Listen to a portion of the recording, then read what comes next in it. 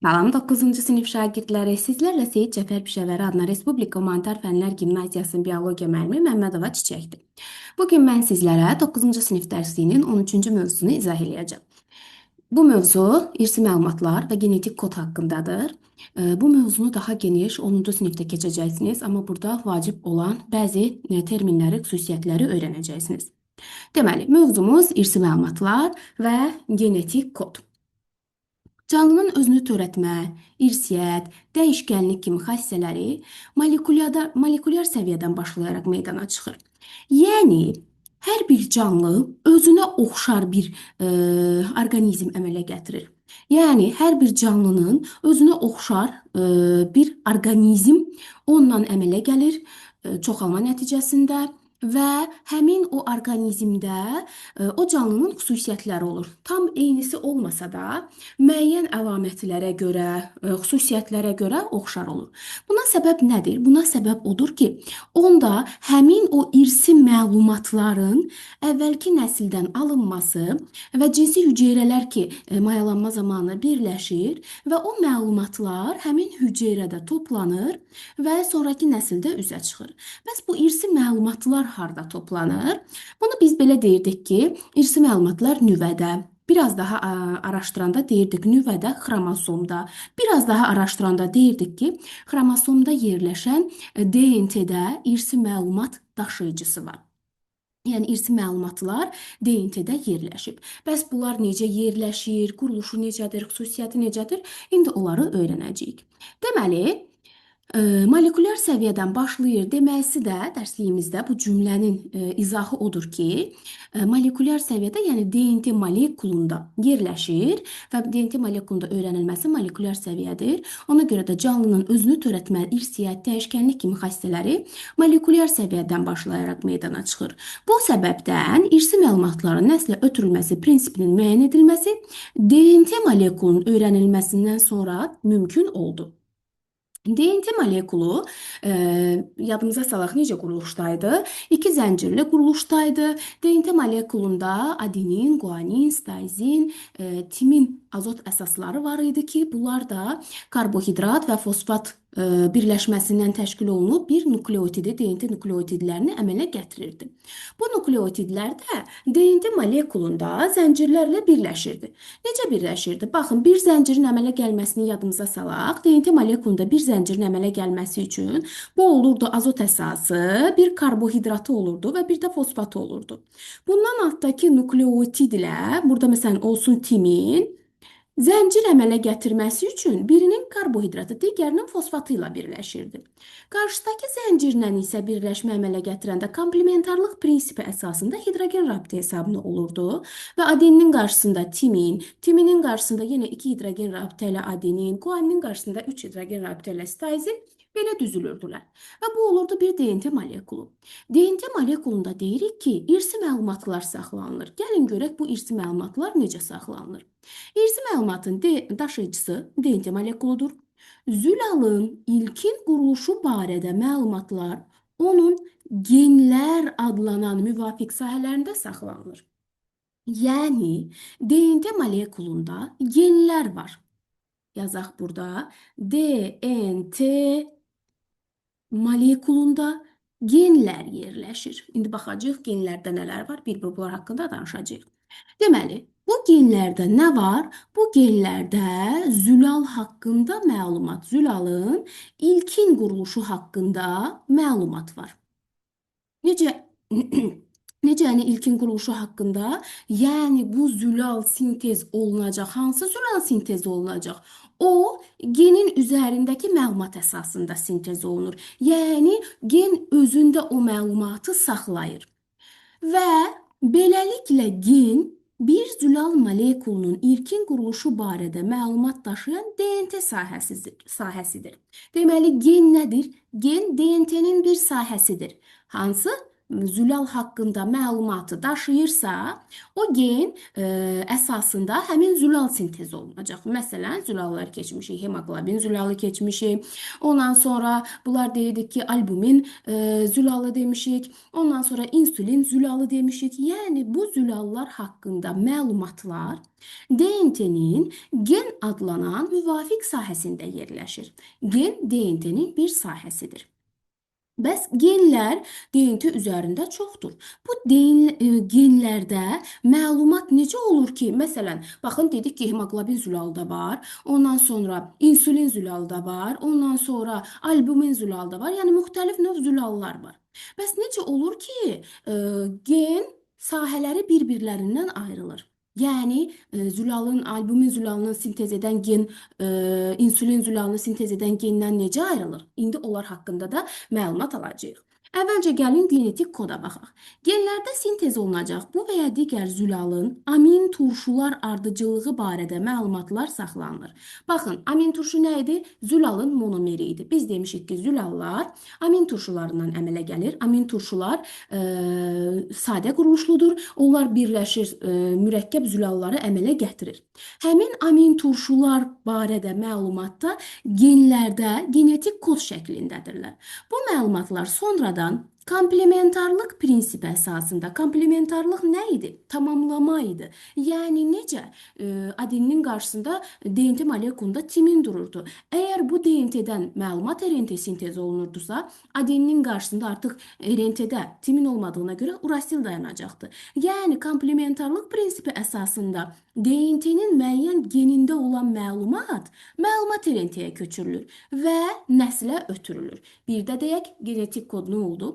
Genlərdə sintez olunacaq bu və ya digər zülalın amin turşuları ardıcıllığı barədə məlumat saxlanılır.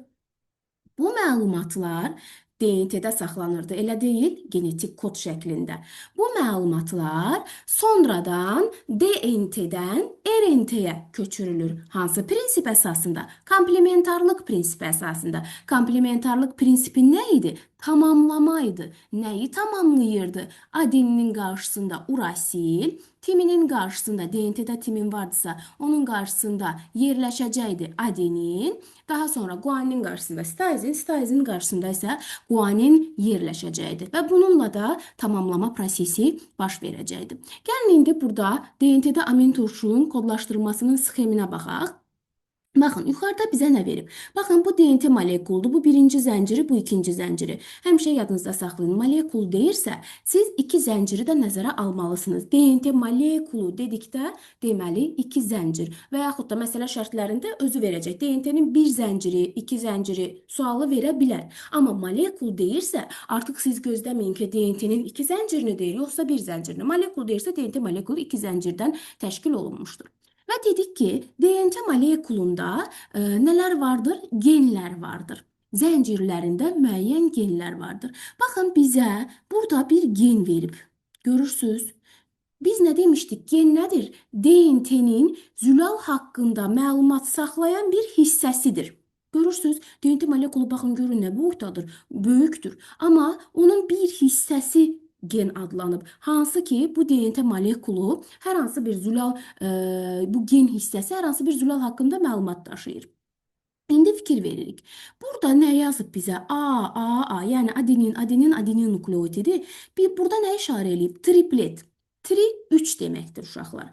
Triplet deyirsə, 3 nukleotidin birləşməsi, burada yazacağım, 3 nukleotid bərabərdir bir tripletə. İndi gəlin sayaq görək burada neçə dənə nukleotid var? 1, 2, 3, 4, 5, 6, 7, 8, 9, 10, 11, 12. Onda bu DNT molekulunda, daha doğrusu genində neçə dənə triplet var? Baxın, bir tripletdə 3 nukleotid olur, elə deyil. Bəs neçə dənə tripletdə 12 nukleotid olar? Onda buradan tapırıq ki, 4 dənə triplet var. Həqiqətən də görək 4 dənədir. Bax, biri bu, bir triplet. İkinci triplet, üçüncü triplet, dördüncü triplet. Bu ən sadə, deməli, məsələ həllidir ki, biz bilməliyik bir tripletə 3 nukleotid uyğun gəlir. Yəni 3 nukleotid bərabərdir bir triplet. İndi birazdan onun tripletlərindən də amin turşuların əmələ gəldiyini deyəcəyik. Sonra gəlin baxaq. Zülallarda amin turşu ardıcıllığı nəyə əsasən olur? Baxın, bu tripletə uyğun olaraq bir amin turşu gəlir. Deməli, bir amin turşu elə bir tripletə bərabərdir. Gendə nə qədər triplet varsa, o qədər amin turşu deməli zülalın tərkibində olacaq. Bir də deyirəm, baxın, bu gen müəyyən bir zülal haqqında məlumat daşıyır. Bu gende nukleotidlər var. Nukleotidlər 3-3 birləşib bir triplet əmələ gətirir. Və bu tripletlər gende olan tripletlər bunu xüsusilə vurğulayıram. Çünki gen deməsə, ümumi sintez desə, onda indi stop koddan danışacağıq, onu da nəzərə alacağıq. Amma genden danışırıqsa, burada sizin üçün qeyd eləyirəm. Gende triplet sayı nə qədərdirsə, ona uyğun olaraq o qədər də amin turşu gəlib birləşəcək və zülal sintez olunacaq. Yəni bir triplet bərabərdir bir amin turşu haqqında məlumata. Bu tripletə uyğun məlumat RNT sintez olunacaq. Məlumat RNT-nə uyğun olaraq nəqliyyat RNT gedib amin turşu gətirəcək. Bunları daha geniş 10-cu sinifdə zülal sintezində keçəcəksiniz. Hələ ki bura qədər olan hissəni başa düşün. Bu zülal sintezinə bir girişdir ki, hansı ki biz bilməliyik. Zülal haqqında məlumat DNT-də olur. DNT-də deməli genlərdə amin turşuları ardıcıllığı barədə məlumat saxlanılır. Necə? Triplet, yəni genetik kod şəklində saxlanılır. Bu şəkil bizə göstərdi ki, həqiqətən də bir tripletə baxın, bir dənə amin turşu var. Bu bir amin turşu, bu ikinci amin turşu, bu üçüncü amin turşu, bu da dördüncü amin turşu.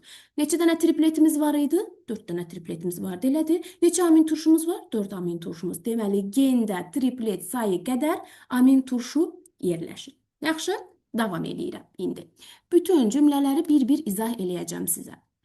DNT və RNT-də zülalın ilkin quruluşunu təşkil edən hər bir amin turşu barədə məlumat 3 nukleotidin kombinasiyası, yəni birləşməsi nəticəsində yaranır və triplet adlanır. Bayaqdan izah elədiyim şəkil üzərində buydu. Deməli, nə dedik? DNT və RNT-də zülalın ilkin quruluşunu təşkil edən hər bir amin turşu barədə məlumat, yəni hər bir amin turşu barədə, yəni bir amin turşu barədə məlumat 3 nukleotidin birləşməsindən, yəni bir triplet şəklində saxlanılır. Aydındır bu cümlədə. DNT və məlumat RNT-si molekullarında zülalın ilkin quruluşu haqqında məlumatın nukleotidlər şəklində uyğun ardıcıllıqla düzülməsi qaydası genetik kod adlanır. Genetik kod nədir? Deyəcəyik ki, genetik kod DNT və məlumat RNT-si molekulunda zülalın ilkin quruluşu haqqında məlumatın nukleotidlər şəklində uyğun ardıcıllıqla düzülməsi qaydasıdır. Bu adlanır genetik kod. İndi gəlin bu fəaliyyət hissəsində də cədvəlimizi tamamlayaq və bir-bir hər kodun hansı amin turşuya uyğun gəldiyini tapaq. Biz dedik ki, bir dənə də onu xatırlayaq, bir gende nukleotid ardıcıllığı olur. Və bu gende nukleotid 3 nukleotid birləşir, bir triplet əmələ gətirir. Və bu bir triplet bir amin turşuya bərabər olur dedik. Elədir? 3 nukleotid birləşdi. Bir triplet də bir amin turşu haqqında məlumatı özündə saxlayır. İndi baxaq. Baxın, DNT-nin bir zəncirində timin verib. Bu zənciri tamamlamalıyıq bu cədvələ əsasən. İkinci zəncirdə bax DNT-də timinin qarşısında nə olur? 2 hidrogen rabitəsi ilə adenin, yenə adenin. Bu DNT-dən məlumat RNT sintez olunanda adeninin qarşısında DNT-də timin, amma RNT-də timin yoxdur axı, nə dayanacaq? Urasil. Məlumat RNT-də bu koda uyğun olaraq, bu genetik koda uyğun olaraq. Baxın, hansı amin turşu gəlib? Fenilalanin. Deməli, fenilalaninin kodu, genetik kodu hansı şəkildədir məlumat RNT-də? Urasil.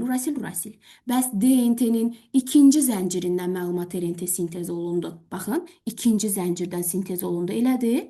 Adenin şəklində idi DNT-də. Bu triplet, yəni bu genetik kod, yəni baxın yazıram genetik kod bərabərdir bir tripletə.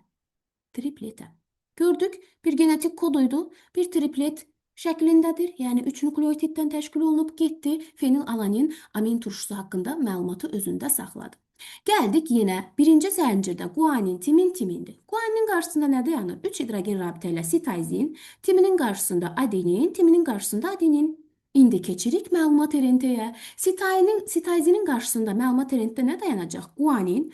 Adeninin qarşısında yenə burada timin yoxdur. Urasil, urasil. Guanin, urasil, urasil bu bir triplet, yəni bir genetik koddur. 3 nukleotiddən təşkil olunub. Hansı amin turşu haqqında məlumatı özündə saxlayır? Valin amin turşusu haqqında özündə məlumatı saxladı. Deməli, bu nədən əmələ gəldi uşaqlar? Buradakı məqsəd nədir? DNT-də olan məlumat əsasında məlumat RNT-yə köçürüldü. Məlumat RNT-dəki məlumat əsasında da amin turşu gəldi. Biz bilirik ki, zülal sintez edən orqanoidin adı nə idi? Ribosom idi. Bu proses ribosomda gedəcək. Bunu keçəcəyik. Və orada zülal sintez olunacaq. Məsələn, bu amin turşunu, yəni GUU genetik kodu valin amin turşusuna uyğun gələcək və bu zülalın tərkibində deməli valin amin turşusu var. Sonra baxın, ikinci zəncirdə timin, adenin var. Timinin qarşısında birinci zəncirdə nə olub ki, o timin qarşısında dayanıb? Deməli, adenin olub. İkinci də yenə adenin və adeninin qarşısında da timin. Baxın, buna uyğun olaraq adenin urasil. Bu hansı amin turşu haqqında məlumatdır? Asparagin amin turşusu haqqında məlumatdır. Beləcə, siz digər zəncirlərdə qurub bir-bir amin turşularını tapa bilərsiniz. İndi hər bir kod neçə tripletdən ibarətdir və neçə amin turşusuna uyğundur. Baxın, bir triplet bir amin turşusuna uyğundur. Bir triplet bir amin turşusuna uyğundur. İndi cümləmi bir başqa cür fırladacağım. Deyəcəm ki, bir amin turşusunun bir neçə kodu ola bilər, bir neçə tripleti ola bilər. Nə deməkdir bu? Yəni, ola bilər ki, məsəl üçün deyirəm, bu fenilalanin amin turşusunun adenin, timin kimi bir triplet də bu fenilalanini kodlaşdıra bilsin. Yəni, bu kod bir dənə amin turşunu kodlaşdırır. Amma bir amin turşunun bir neçə dənə kodu ola bilər. Amma kodun biri bir amin turşu haqqında məlumatdır. Yəni bu tutaq ki A DNT-də olan məlumat RNT-yə urasil olaraq köçürüləcək və amin turşu da fenilalanindir. Yəni bu kodun başqa bir amin turşu deməli gətirəcəyi yoxdur.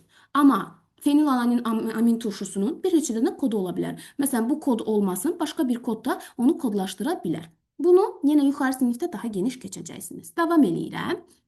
Nüvə DNT-sində yerləşən genetik kodun xassələri. Niyə nüvə DNT-sində? Çünki mitoxondrida, plastidlərdə də DNT var. Ona görə də bizə nüvə DNT-sində olan genetik kod haqqında məlumat verir.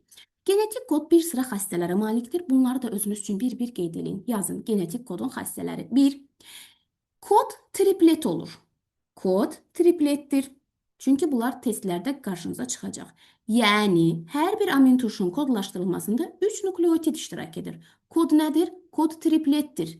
Niyə? Çünki bir kod 3 nukleotidin birləşməsindən əmələ gəlib. Trip də 3 deməkdir. Triplet, yəni 3 nukleotidin birləşməsi. Genetik kodda hər bir triplet yalnız bir amin turşuya müvafiq gəlir. Yəni, baxın, burada urasil kodu ancaq fenilalanin amin turşusunu kodlaşdıracaq. Onun başqa kodlaşdıracağı amin turşu yoxdur. Lakin bəzi amin turşular bir və ya bir neçə kodlaşdırıla bilər. Baxın, demir ha, bir kod bir neçə amin turşunu kodlaşdırır. Deyir ki, bir amin turşunun çoxlu kodu ola bilər. Aydındır. Belə başa düşəklər uşaqlar, sizə belə izah eləyim. Bu amin turşunun çoxlu tripleti ola bilər. Amma bir triplet ancaq bu amin turşunu kodlaşdıracaq. Başqa amin turşu haqqında məlumatı daşımayacaq. Aydındır. Ümid edirəm ki, başa düşürsünüz mənim nə demək istədiyimi. Genetik kodda genlər arasında onları bir-birindən ayıran və heç bir amin turşunu kodlaşdırmayan boş tripletlər olur.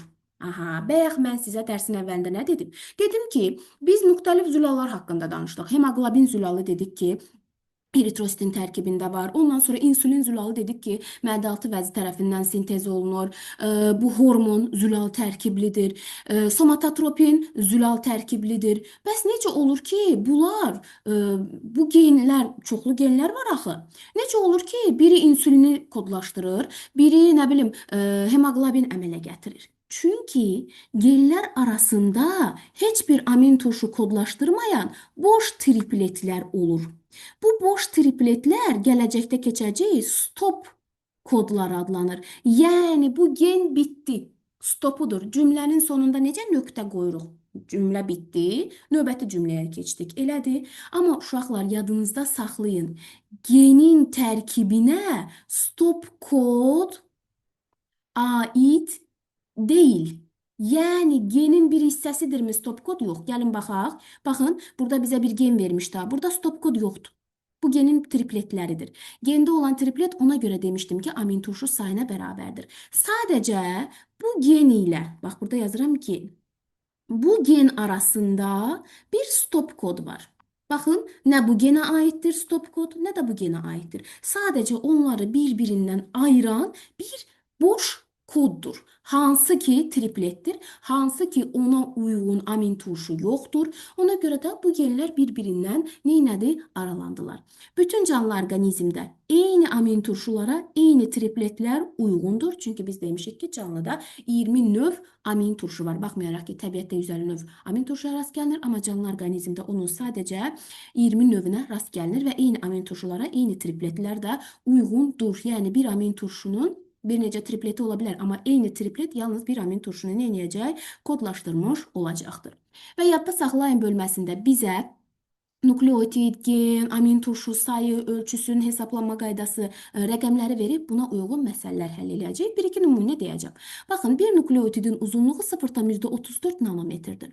Onda bizdən bir tripletin uzunluğunu soruşsa nə edəcək? Bir triplet neçə nukleotid idi? 3 nukleotid elədi. Onda 3 vurulsun 0,34 götürə bilərik nanometr.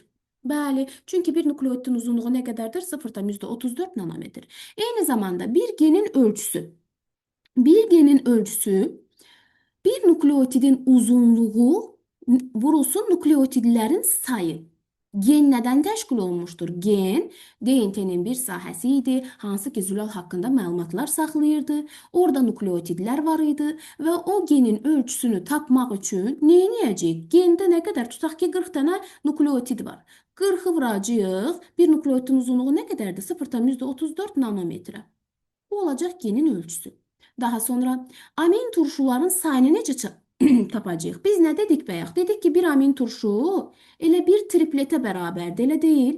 Bir tripletdə neçə nukleotid var idi? 3 nukleotid var idi. Onda əgər mən nukleotidin sayını bilirəmsə, amin turşunun sayını necə tapacağım? Nukleotidin sayını 3'ə bölərək. Məsələn, deyirəm ki, DNT-də gende 300 dənə nukleotid var. Neçə triplet olacaq? 300'ü, bir triplette 3 nukleotid var, elədir. 300'ü 3'ə böləcəm, tapacağım 100 triplet. Gendən danışıramsa, burada tripletlərin sayı elə amin turşuların sayına bərabərdir. 100 dənə də amin turşu olacaq. Bir genin kütləsi. Əvvəlcə bir nukleotidin kütləsinə baxaq. Bir nukleotidin kütləsi 300 atom kütlə vahidinə bərabərdir. Onda bir tripletin kütləsi necə olar? Baxın, bir triplet neçə nukleotid idi? 3 nukleotid idi. Bir nukleotidin kütləsi nə qədərdir? 300 atom kütlə vahiddir. Onda bir tripletin kütləsi 3 vurulsun 300, yəni 900 atom kütlə vahidi olacaq. İndi bir genin kütləsi necə tapaq? Gende nələr var? Nukleotidlər var. Necə tapacağıq genin kütləsini? Bir nukleotidin kütləsi 300'dür. Gende nə qədər nukleotid varsa həmin rəqəmi 300'ə vuracağıq. Bir amin turşu qalığının molekul kütləsi. Niyə amin turşu qalığının deyir? Artıq bu zülalın tərkibindədir.